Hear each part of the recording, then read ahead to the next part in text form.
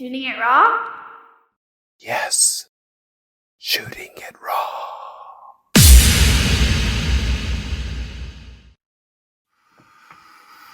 That's a great idea. I really find that it's like an amazing tool. I use it all the time, through the inspiration, like walking through the day, and then I'll see a flower, or I'll see, someone doing something, or something that elicits some kind of emotional response from me, and then I'll take a picture of it, and then I'll share it. So I think that's really it's a source of inspiration and beauty and depth.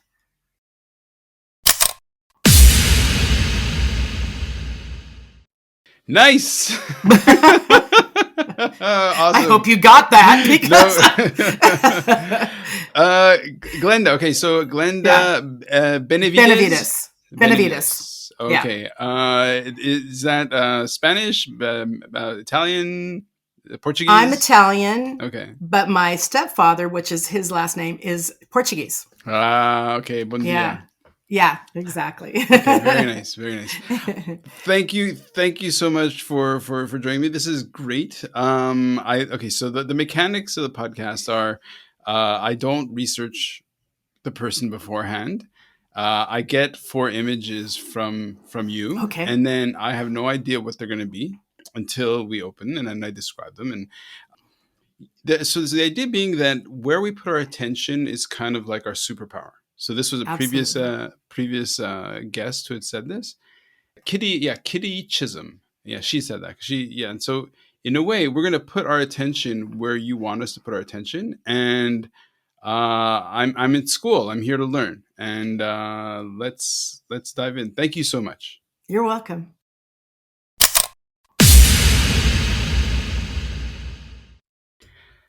Okay, great. Okay, so it's a photo. I'm assuming is of you. Hair. So it's a digitized art image of you. Somebody has made this very creative shot. You're wearing what looks like violet. I mean, it's all artfully pixelated. Yeah. So the background is like this blue wispy cloud. It looks like it's mixtures of dark blues, almost black, some less dark blues, and then almost white highlights. Yeah. In it, you're wearing a kind of a jacket that's, I can't tell what the fabric is. It looks like faux fur or something. You're in, really your head is like mid twisting. I would guess your eyes are closed, although you can't really see your eyes. Nice lighting, dramatic shot. Yeah, what's this all about? That's great.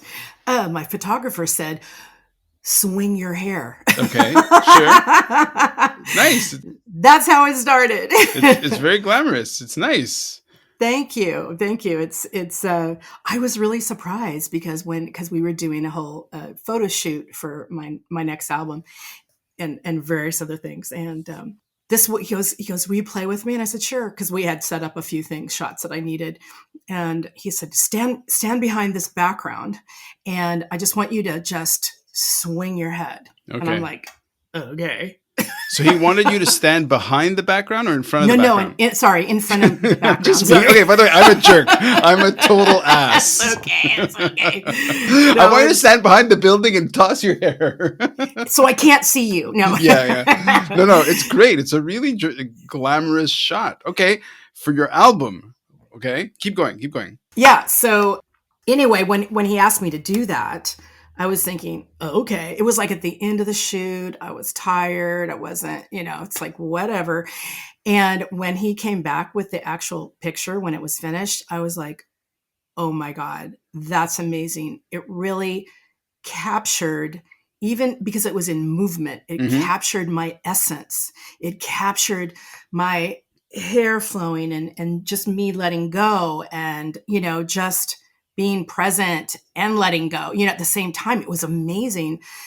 and so I wasn't, like the rest of the shots are like your pose or your, Right. you might be moving a little bit, but you're still on, Yeah. if that makes sense. Yeah. As an Yeah. artist, you're still on, right? This I wasn't on. I was like, okay, I'll just swing my head. Um, and it really turned out great. And it's dance, so it's physical expression, right? So Mm-hmm. the drama is the Mm-hmm. sort of the movement, and the hair is blood red, Mm-hmm. right?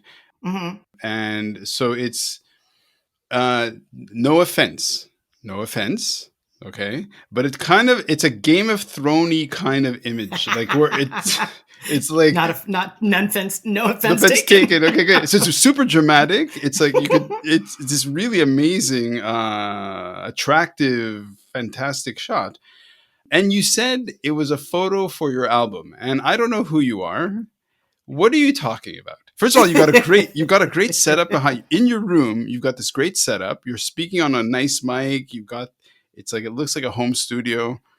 Who are you? I love it. Well, who am I? That's many layers. Top layer is I've been a professional singer and songwriter for over 40 years, and Oh wow.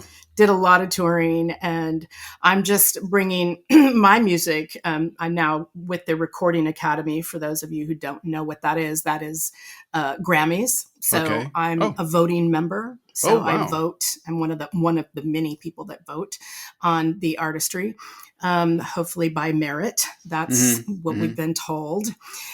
Anyway, that's another subject about that. But yeah, I've been doing that, and then this is part of my podcast. This is part of what I do when I interview other people Okay. myself. So I, Okay. I have a whole podcast with Glenda Music, and so that's when I interview other musicians and artists. Self promote. What's the podcast called? It's Glenda Benevides on YouTube. Okay. And then you can see all the channels. You can see Glenda Music, my music videos. You can see Global Badass Goddess, which Mm-hmm. is what my Oh, I book love is it. kind of connected to. And I interview people that really are out there making a difference. So. Oh, Glenda, what?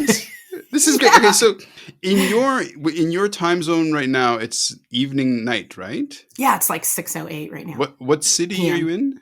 I'm in Northern California, near Okay. San Francisco. Hmm. Wicked, wicked. Okay, I'm in Hong Yeah, Kong, so me it's morning, and I had my coffee. nice. I'm looking forward to our call because these are always great, great conversations, and unboxing this beautiful present, and I love it. Like your how many years? Okay, so you've been making music for a long time. So Yeah. how far back? Like when did you commit to making music? Right from the beginning. I mean, I Right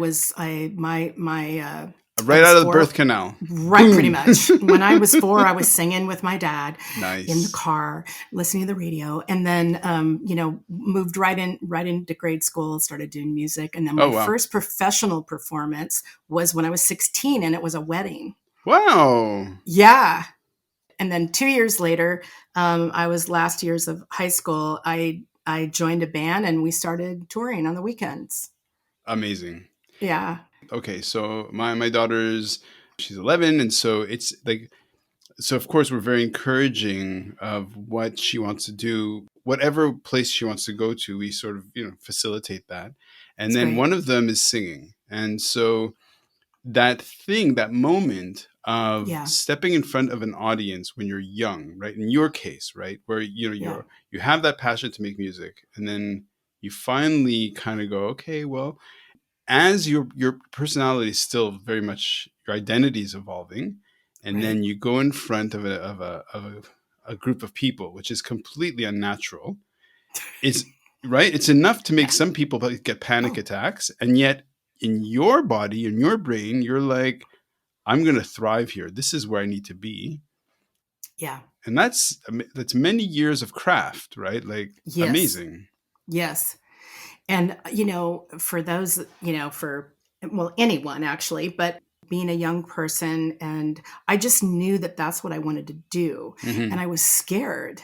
I mean, it was really scary to stand up in front of, not only like the wedding was the first thing. And then I did some type of, concert performance at my junior high. Oh my Oh, God. wow. Like, that's just, you're up there naked with a piano player singing, it's like, Yep. and your whole peer system is like looking at you like, Yes. And at that age, it's all about fitting in, not yes, fitting in. It's kind of like, yes, social, like how you fit within your group. yes.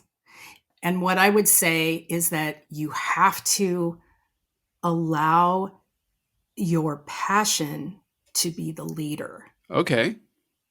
and not what other people think. And you have to find your bravery and the courage to say, that's okay. I'm going to do it.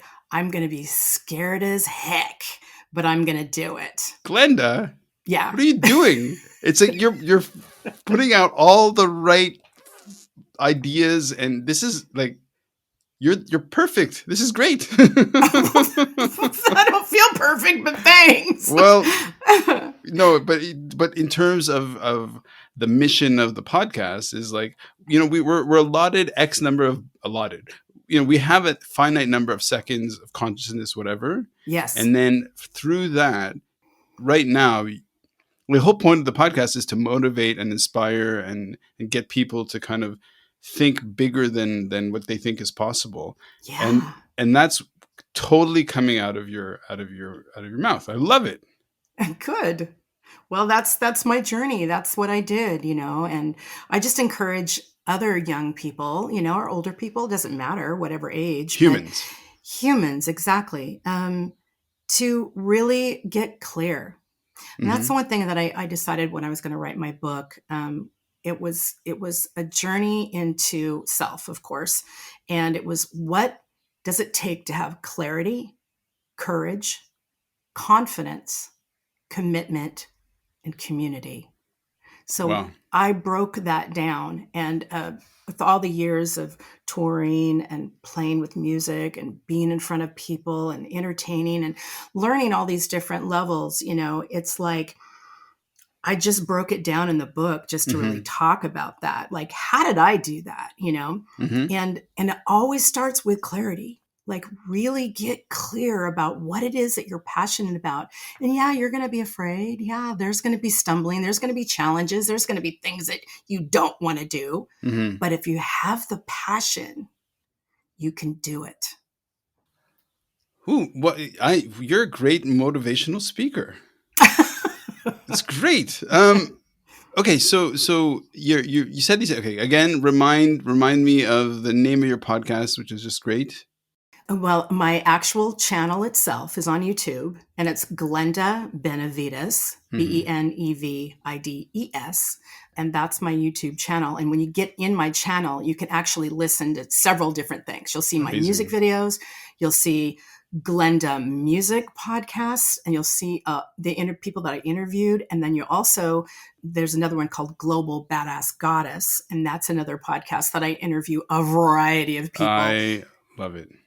That are really standing for something, and have done amazing things in their lives. It's so amazing to meet people, because you don't know what their journey was, where they've been, and they're like this amazing treasure box, right? Yes. It's so are you. Like, I know I should be interviewing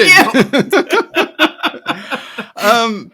Okay, just quickly before we go on to the next photo, what is the title of your book? Because you're putting all these like fantastic gems. So what's the name of your book?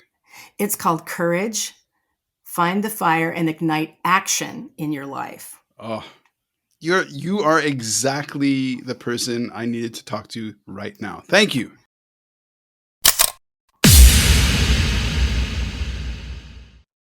So in this photo is your what kind of microphone is that? This one, it's a Shure. What does it say? It says it's a really nice one. It's an SM7B. In the photo, it's like you're kind of crooning into this, or it looks like you're about to sing. It doesn't look like you're singing because your mouth is closed, but you're wearing this nice hat. The lighting is kind of soft. It's not super sharp. Red hair. You got that going on for sure. Behind, there's like stage lights are just kind of out of focus. Or candles. Nice. Yeah. Let's see. Helicopters flying overhead. Thank you. I'm talking here. Okay. Maybe it'll stay, maybe it'll go. There's over it, it says your name, Glenda Benevides, Hmm. which, best name. You have a great name. And then Thank you.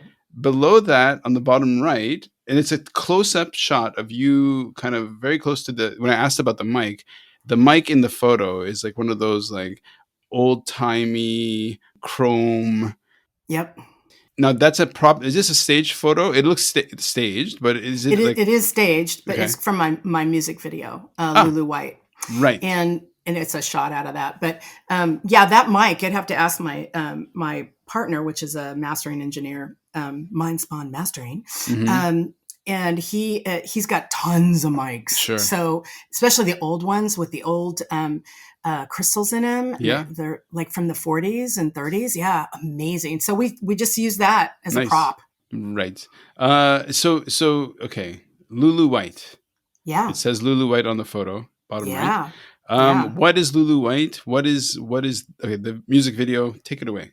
Yeah, fantastic. This woman was a real woman in the late 1800s that was a brothel owner, Mm-hmm. and she was extraordinary. She was the richest woman in New Orleans in like the late 1800s, and matter of fact, Louis Armstrong actually played at her brothel when he was coming up. Oh wow. And yeah, amazing. I'm getting chills just thinking about her. But and I came across her because I was getting ready to write a song about women, and I thought, okay, let me check out because I've kind of got this like bluesy Southern vibe going on right now, and so I thought, let me check out New Orleans. Let's see, and all the typical spooky women or whatever came up, and then Lulu's name came up, and I thought, huh. And I just started reading about her, and she inspired me so much. I thought, if that woman of color in the late 1800s in the South Mm-hmm. can be the richest woman in that town and be successful wearing $5,000 dresses of that time. Oh, Okay. okay. Amazing, right? Wow. Then what's wrong with us ladies? Yep. And I just thought, oh no, I have to write an inspiring song about what Lulu White, and so I just wrote a song about her. And just the name Lulu White in terms of the potential and musicality of it. yeah. If you have an affinity or an appreciation of the musicality of words and whatever, like that can go into so many great directions. Oh yeah. Okay, so talk to me about the song, and let's expand like how, Sure. because on some level that's a source of personal inspiration, but why do you think that offers something to use for other people? Yeah, I felt like for twofold here. I felt like I wanted to honor this woman because what it took for her to build herself into a powerful position in the South in the late 1800s as a woman of color. Yeah, which is huge. It's huge. Yep. And I wanted to tell her story just to honor her and not defame her. Like, oh, people are like, she's a prostitute, or whatever. She's selling women, or whatever. Mm-hmm. But if you have to go back in that time period. You have to understand the mentality and where things were. And just inside of that, if you look at who she was and what she was doing, she was lifting everybody up. Yeah. It may be in a different way, but she was providing a service. She was okay with it. Nobody had a gun to her head, and she made her money, and she gave her girls an opportunity to work in a safe environment. Mm-hmm. And that environment was called the Octoroon Parlor. And it was in her place was called Mahogany Hall. It was like one of the nicest brothels ever in New Orleans.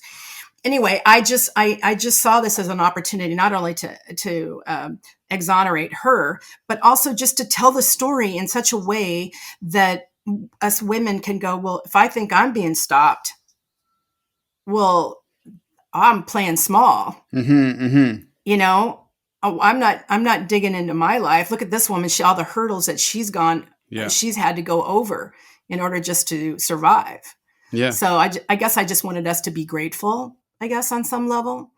And I wanted to, like one of I'll just share the lyric with you. So, and it goes, she jingles and she rattles, that's the way she walks, swinging like a clock in the middle of an earthquake. Voice is sweeter than butter biscuits on Sunday. Lips are so hot like a habanero buffet. Lulu White, she said you're right. Sweet Lulu White, she's an appetite. So that is an honoring song for a woman, Okay. Whew, okay. So many great places to go to, and let's go to there, which is kind of like, I had this author on I spoke with him on the podcast before. His name is Adrian Bajan, and he wrote this book about it's sort of saying, it's kind of like things flow. We'd call it paths of least resistance, or according to their energy, and attention goes where, So in her case, okay, it's kind of like, this is what she has, right? Yeah. And for all of us, this is kind of your conditions and your life. And then some people can be overwhelmed and crushed by the circumstances or the cards that they're dealt with. But in her case, she's like, no, I'm going to be proactive and go to and use what I have and make. It's very entrepreneurial, very much like, I'm going to make my fate, So it's really funny because I know there's this sort of thing like, oh, she ran a brothel, and it's like, it's women who are essentially selling themselves to leverage, using sex or whatever. It's like, okay, yeah, but it's kind of like, as compared to what? Like the industrial era of that time, when people were like completely abusing low wage workers as well. Like, I don't know. I mean, it's like, of course, if we separate the sort of the prudishness of prostitution, and just say like, oh no, it's sex. It's like, oh, yeah, whatever. On the other hand, if they are all consenting adults, and they're making a transaction for sex, and that's just how she made her living or made her life. Yeah. Okay, why is that somehow worse than somebody has a cotton farm, whatever it is, like? Right. No, great points, because here's the thing. Here's the distinction. These women were not sex trafficked. Mm-hmm. Okay. That's a current term, sex trafficking. It's happened hundreds of years. These people were not slaves in the sense of they were being made to do something. Yeah. Yes, the circumstances of that time period and that scenario, you were limited. You were a washerwoman, or you worked for your husband, or possibly if there was a foundry, you might get a job, or this woman was an entrepreneur. Yep. 100%. I'm not glorifying it. But what I am saying is that you have to look at, wow, what she accomplished from that time period as a woman of color, to make herself live a lifestyle that was serving her, and she was serving other people. Yep. That was her service. Yep. We can judge it all day long, but here's the bottom line. You don't like it, don't get it. Exactly. Don't go there. Yeah, no, exactly. And so one aspect of my professional side, my professional career, is to look at what is service. Yeah. What we say is like, service in the way we use it is not like customer service. It's not about, going to a store and it's way bigger than that. So correct. The way a mother serves her infant, and in the same way that, a newborn serves their parents, father or mother, it's like, is a service. It's the energy between people. And, sex is a human thing. So yeah, Lulu White. Yeah. Fabulous song. Okay. So it's, as a creative spirit, on the one hand, it sort of goes back to this moment where you're like, okay, I want to do something. You have the impulse, you have the motivation. Yeah. suddenly you look her up, or if you look up, you find Lulu White, and that kind of the chain of events leads to a creative expression. You create the song, you may perform the song, Yeah. but then the kind of the art is also created by the listener, by the spectator, by the receiver. So how have people responded? They love it. I mean, so far so good. I've performed it live, and I think a lot of women just want that permission. Like, yeah, I'm sassy, Sure. and I'm empowered. This is an empowering song for women. And it's also, an honoring of that woman's spirit, Hmm. her entrepreneurial spirit. Like you cannot deny that she was a badass goddess, Yep. I you love the know? phrase. Love it. And yeah, I just really loved her, and I really went. I just saw all the beauty in it. I Hmm. without the judgment, I just went. I mean, negative judgment. Yeah. But because I am judging. But I was looking at, wow, gosh, I wish I could like buy $5,000 dresses. I Yeah. mean, wow. I thought that was amazing. And she supported musicians, Yep.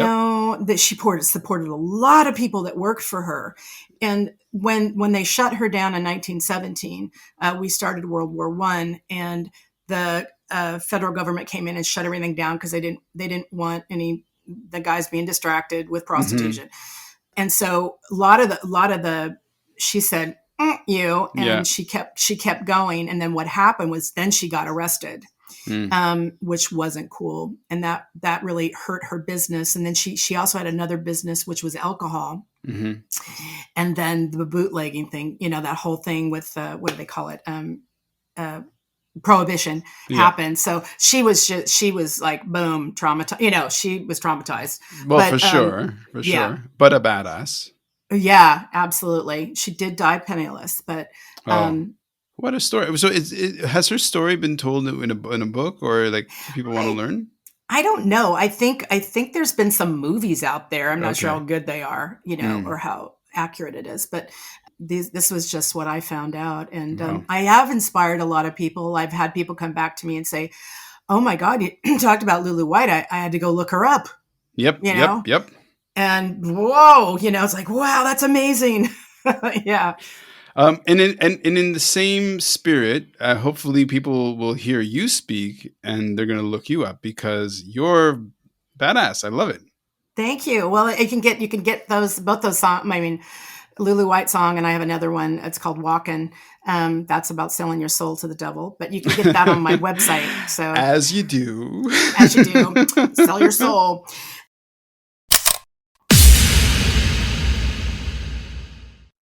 Oh, I love this moment where I'm just gonna, because this is your life. It's all anchored, and for me, it's just boom. Okay, okay, okay. So again, it's a creative portrait. Somebody's photographing you. It's all reduced palette. Essentially, it's maybe 5 colors, and it could like it's reduced. It's like photoshopped or whatever. That Yeah. the background is just black, one type of tan, and then a lighter tan, kind of just very abstract. In this image, I because of the color palette, you could argue that your hair is blonde, but it's hard to tell. And then it's like you're wearing a white sort of shirt, but again, it's hard to tell. Oh, Uh, okay. That's off my music video. Yeah. okay, so this is so you know which image I'm looking at? Yeah, yeah, because it's got my hair the way it is now. This is my David Bowie hair, by the way. Ah, okay. I stole it from David. I went, can we do that? Let's do that. It's just fun. So yeah, super fun. So what's this photo? So this is a caption off a music video, which is my current music video. It's called "Walking." Mm-hmm. It's actually, we called it "Walking," but because of some technical things, we called it "Walking." Okay. You can get that on my website too, glendamusic.com. Anyway, so that's a shot from a piece of the video. And what we did inside the music video, this new one, it's all done in comic book. Okay. Yeah, yeah, yeah. Yeah, Exactly. Exactly. Okay. yeah, it's all edited in comic book, so it's fun. I just thought Mm. that would be really fun to tell the story as if it was a comic book, And it's really about an artist or anybody, actually. I'm going to use me because it was me in the video, but I wrote it because I thought, a lot of times with artists or anybody really, you at some point you get so seduced by something that looks so good that you want so bad, Mm-hmm. and somebody comes up to you and says, I can get you that. Sign a contract, work with me, Uh, give me $100, do this, do that. I will make you a star. I will sign you for a record deal, bull crap on that kind of stuff. But, and then you just get seduced because they're talking into your dreams, your sure. heart's desire. And then you do it and you realize, oh my goodness, I just sold my soul to the devil. And then so the story goes, she sells her soul to the devil, she realizes it, and then we have her going to meet the devil, and the devil takes her, but at the end she frees herself by burning the contract, Okay, so got she it. gets out of selling her soul to the devil. There's a way out. Well, okay, we're just riffing, and one of the things Yeah. that didn't expect that this would be my morning conversation, but let's talk about human connection, human interaction. We can wrap some sex in there as well, and the idea that it all boils down to transactions, Mm-hmm. right? Mm-hmm. Um, like, is it Bukowski? I think so. Bukowski he wrote that when we fall in love with somebody, we're kind of falling in love with the idea of what they're going to give us. We fall in love with what we think they can bring into our lives and what we can benefit, right? And Sure. then when we fall out of love is because we no longer feel that we can get that from them. And then so the question is like, is all our human interactions and relationships transactions really? So, is it like, well, the devil seduces you by saying, well, I can give you this huge reward, but you have to give me something for it. And then the devil has your soul or whatever. So what is this idea of transaction in terms of reaching your goals, and how do you understand that? Yeah, great question. So everything is a transaction. And I would always say, and to myself, be clear about what it is that you want and that they can provide. Mm-hmm. And if they can't provide it, then you need to say no. Okay. And sometimes they say yes, kind of like the music video, and you get into it and they're like, you're getting nothing, Right. but I'm taking your soul, Right. or I'm taking from you, but you get nothing, right? At least nothing from the perspective of what you want or have asked for. Right. You Okay. may be getting something, but it may not be what you want. I think this idea also of how the courage, the personal strength, the fearlessness, first of all, of asking, right? So Yeah, to say, okay, this is what I want. Let's use the example of because in music the cliche is you have a young inexperienced artist sure. who is sort of seen by a producer or somebody who thinks, oh, I can commercialize this, and the producer or whatever is in it for themselves, and they're going to somehow use this artist for their own benefit. Yeah, So lots of stories of people being abused. And then, but on the one hand, you need the courage to go and say, okay, I want to be a part of this because I think I can get something that I want. And then, so how do you wrap your head around that messiness from the perspective of your book? yeah, Courage? Yeah. yeah. Courage. Yeah, Because it's pretty bleak, really. Like, that, yeah, ultimately humans are fighting against each other to win over the other. And is there such a thing as a selfless act? I'm I'm not saying anything, but what do you say? actually, you are saying a lot. It's awesome. It's a mindset. It really Okay. is. And the journey is to the self. Bottom line, that's it. Okay. And you grow and you evolve as a human, hopefully. Right. So there's the only thing that's consistent is change. Yep. So as you're evolving, you're renegotiating, you're relocating yourself. You're trying, what do I want now? What you wanted at, 10, like your Mm-hmm. daughter, is not what you want now at 25 or 30, right? Yep. It's like, it's a whole different thing. So you have to like move things around and renegotiate with yourself and to have the clarity. So that's why I was talking in my book, you've got to start with clarity inside of Okay. that. And it will change. So don't worry. It's not like somebody just, okay, I'm clear. I'm just going to do this. Yeah. Sometimes it is like that. Sometimes it's not. And then once you're standing inside of that clarity, then you go, oh, okay. Like for example, in my business, I've stayed within the music industry for over 40 years. But the Mm-hmm. bottom line for me, it's always changed. I was doing one thing and then I'm doing this and now I'm moving into this. I have different needs. I have different wants. It's a new era.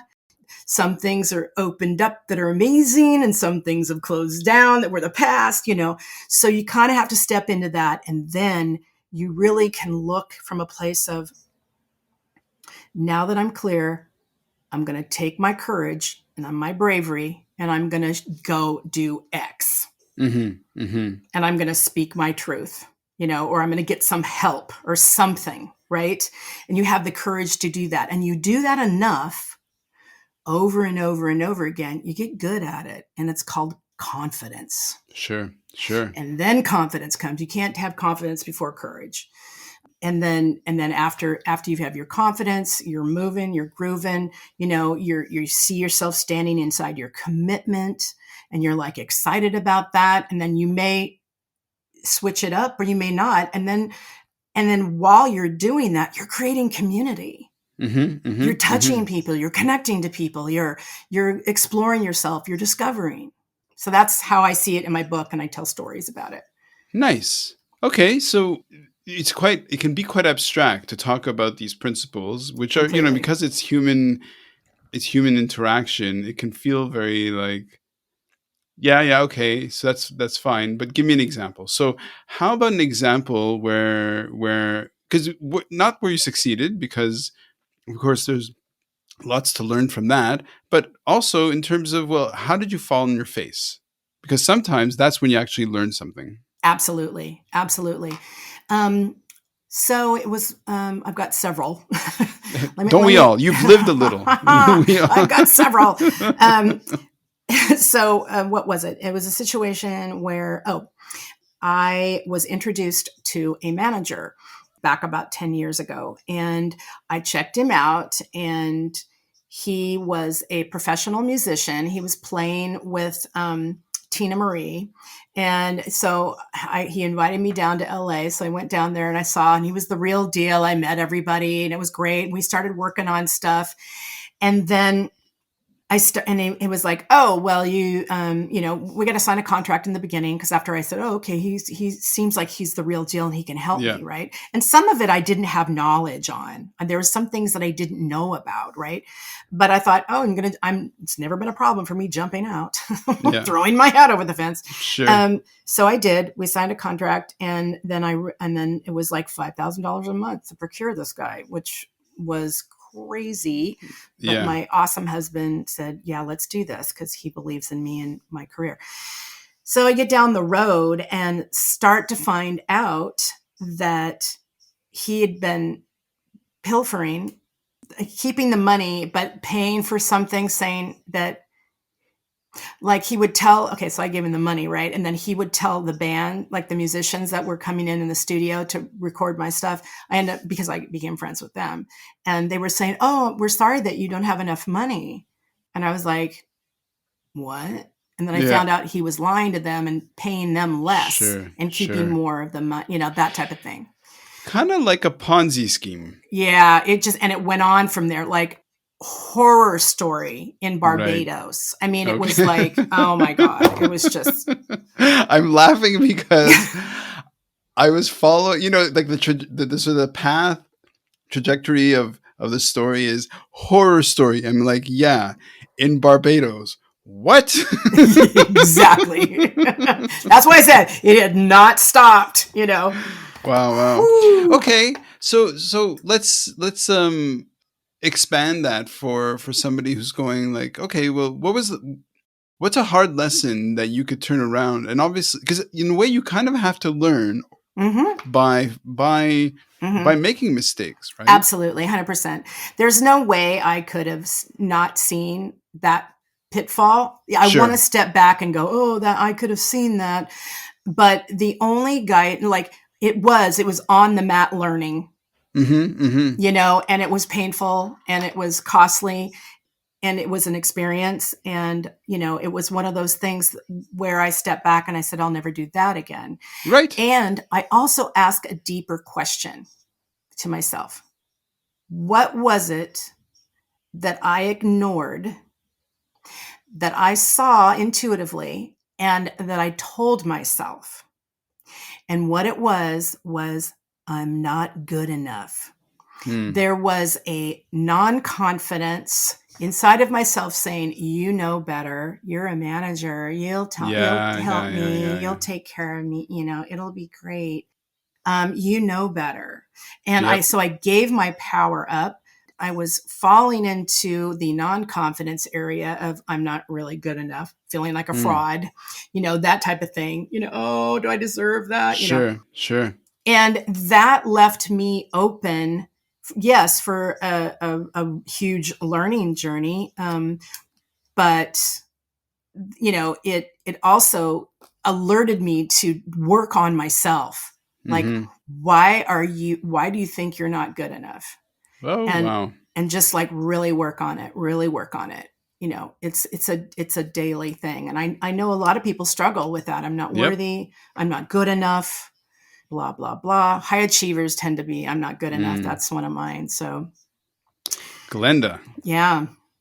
Yeah, that's a beautiful morsel, and absolutely that this idea that you step into a situation and there's a gap, of experience, of information or whatever, and then you fill that gap thinking, well, I don't know this, so I'm going to trust this other person, which Yeah, creates a kind of imbalance that they can, if they're not nice, that they can exactly. abuse. Absolutely.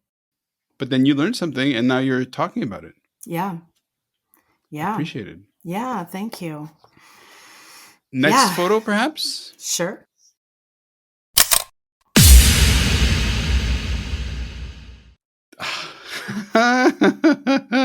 You've done this before. I love it. This is great. Okay, so it's a book cover. I can sort yeah. So it's the book cover that's behind you. So it's a book cover. It's a full front and back sleeve or jacket. It's the main image is courage. And then the subhead is find your fire and ignite action in your life. Glenda. And then, okay, so in the photo is you're there, full on red. There's lots of red. It's really great. Red lips, Fire. red hair, red pants. You're Fire, kind of baby. Fire. fire. Of course, because yes, there's, Right? yeah, find your fire and Fire. ignite action in your life. Yeah. I love it. Okay. So is this your first book? It is first and I think last. That was painful.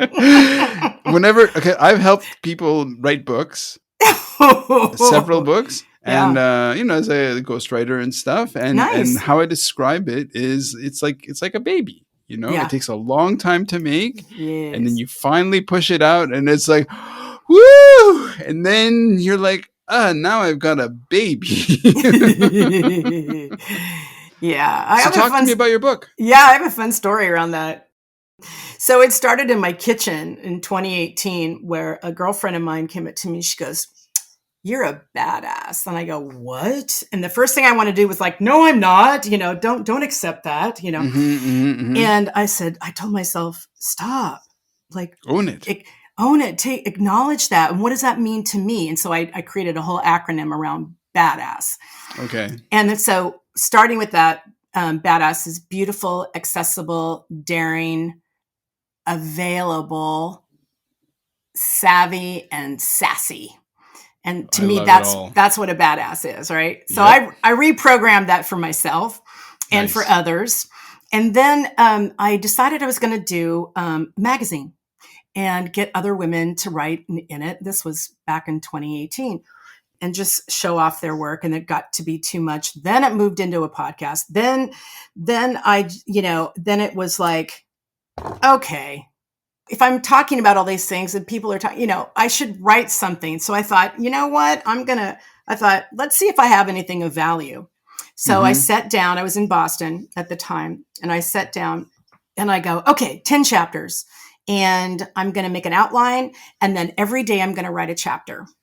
And I'm going to write it and every day. And I wrote every day, and it took me 15 days.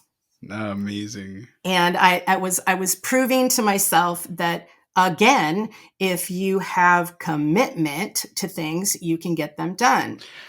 More so than that, I would say, is going back to clarity. Clarity, exactly. That's what. Because in a way, it's like some people I've talked to and some people I've read about and whatever who have pushed out a book super quickly. It's kind of like, in a way, it was writing itself. It was like, exactly. So you have that clarity. Yeah. Yeah. And that's what I did. And I was like, I was proving something, because I have a friend that's like been writing a book for like 20 years. Mm-hmm. I'm like, well, it's a different player, please. It don't take that long. So I had to prove it to myself. And I'm not saying that it was an easy walk in the park. I'm just saying that I stayed focused in each chapter, and I really shared the stories. And then I had to go back and reorganize everything. Of course. I had to reread it. I had to, and then eventually I shared it with a coach of mine, and she said, oh, this is a book. You need to get this out. I'm like, okay, nice. What do you do? How do you do that? And she's like, I've got a woman that will go through your book with you. She'll be the editor, and then she'll help you put it all together. And she did. And that's how we did it. And that happened in about a year. It took it took a while. That's about right. Yeah. Yeah. Courage, find your fire and ignite action in your life. Okay. So this is a self-help book of sorts, peppered with your own life lessons. How do you, like a song or like a story or whatever, it lives by being read, or it lives by being absorbed or appreciated, consumed, whatever you want to call it. Yeah. So how, for the person listening who's thinking about writing their book, or first of all, checking out your book, but then also, how do you get to the stage of wanting to write it? You write it because all of your life has fed this. Right. The book gets printed. Then what is the process of getting people to read it?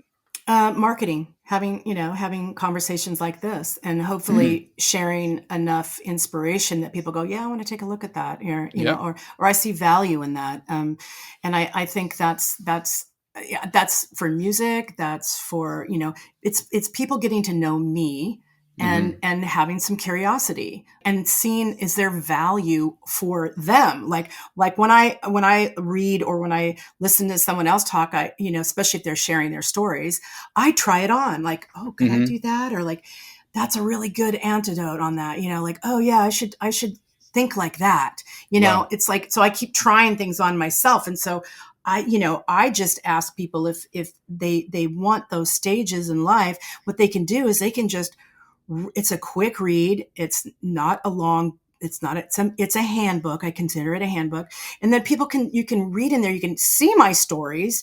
You can see my failures, and then how I got through them. Right. And then I give you little ideas so you could write down for yourself. What are you committed to, or whatever, there's a variety of things in there, but yeah, it's been I guess kind of a legacy moment in a way, being able to share my stories as an artist, but anybody can try it on, What I really like is when the universe sort of, because we have our understanding of what we think, like we can only handle so much stuff in our heads. So we think we have this perspective, and then something pops up that's either hiding in plain sight or whatever, that you couldn't anticipate, that all of a sudden clobbers you in the head, or is such a gift that you're like, you were there the whole time, and this is amazing. So can you give an example of how your book manifested in bringing somebody to you who said, like, this is one consequence that you would never have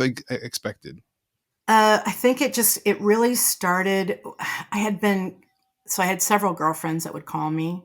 Oh my God, I needed, and I would like coach them through stuff or whatever. And I'm not a coach. That's not what I do. But I have this practical way of thinking and how I be, right? Mm-hmm. And so I thought, this keeps happening. Maybe I should write these things down, Mm-hmm. and give it to other people without knowing me. And I thought, well, is there value there? Do I have value? And it was more of that kind of conversation for myself. Right. Like, is this interesting? Do I have anything of value? And so I just started breaking stuff down. Like, how do I have courage? Well, I got to get really clear about stuff. And then I'm going to do, and it was kind of like that. And that's when I started writing. I started really getting into, wow, look, all the stories that were coming out. It's like, oh, I Mm-hmm. didn't have courage to do that. But then how did I get there? Well, this is how I got there. Right.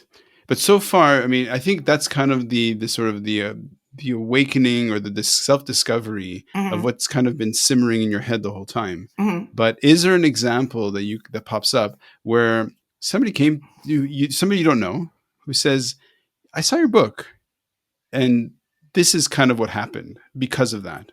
Oh, good question. And it doesn't have to be the book. It could be music. It could be a conversation. Because I kind of find those unexpected moments really golden. Oh gosh, they are. I think I get more of those through the music because I'm actually meeting them. Mm-hmm, mm-hmm. And I'm meeting those people. I'm not so much with the book. I mean, I've had some good feedback, and they're as testimonials on my website. But it's so unique to everyone.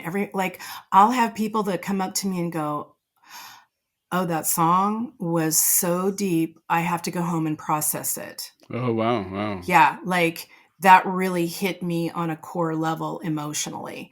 Mm-hmm. That happened to a woman that came to one of my shows. I was like, whoa, okay. and it was a song that I was like, that's a throwaway. Yeah, yeah, It's like, yeah, oh, yeah, it's just yeah. one of my songs. And then there are songs that I love that no one cares about.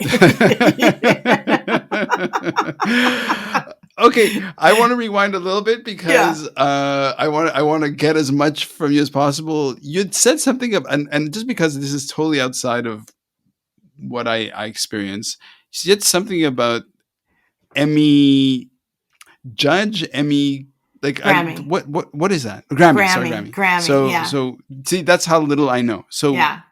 what is that? Share that part of your life.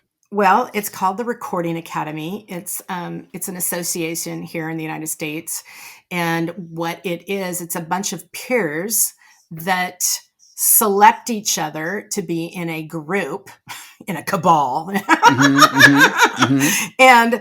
and there's some specific things that you have to be and do. Part of it is you have to be a professional entertainer, musician, songwriter, sound engineer, mastering engineer, whatever. Mm-hmm. There's a variety, there's levels, and you have to be recommended by two people that are in the industry. Right. That's your on deck.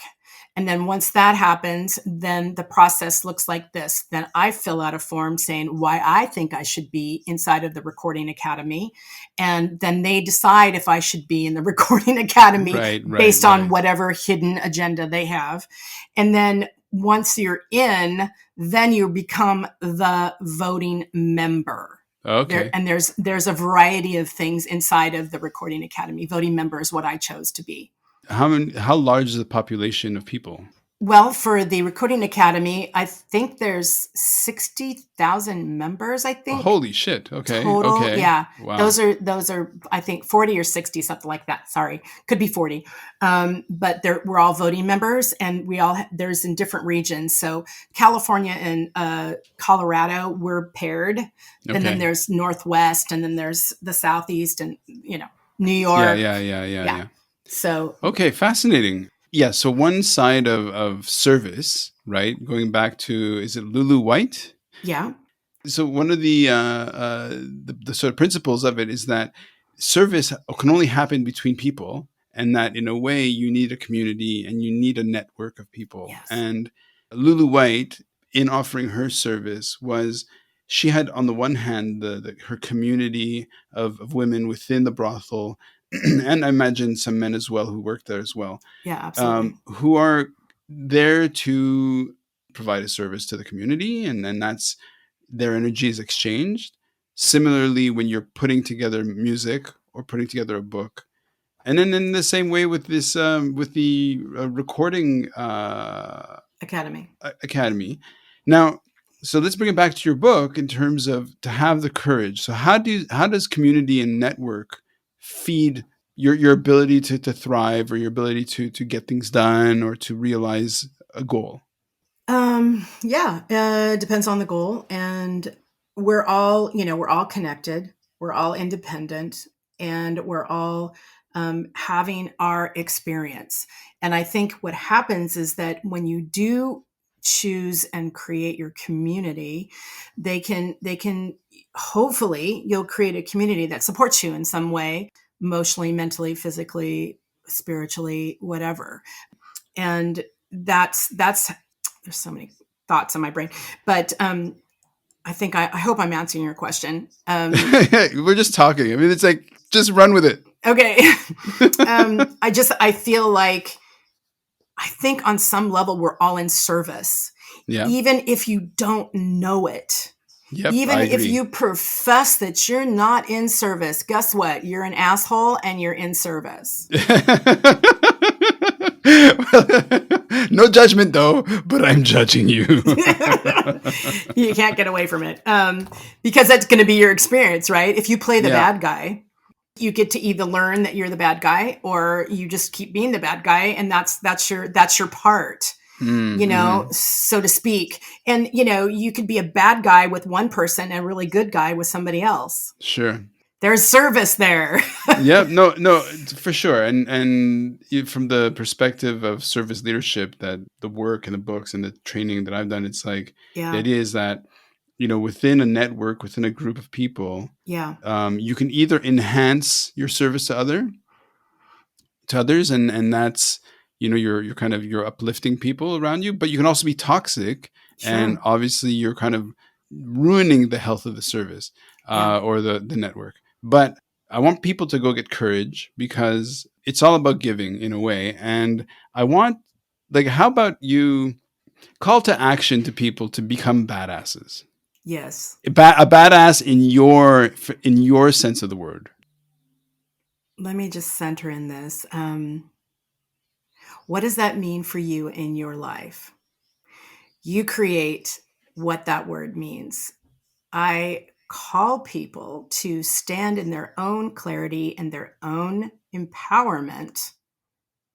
And if it's not there, look for it. Be curious.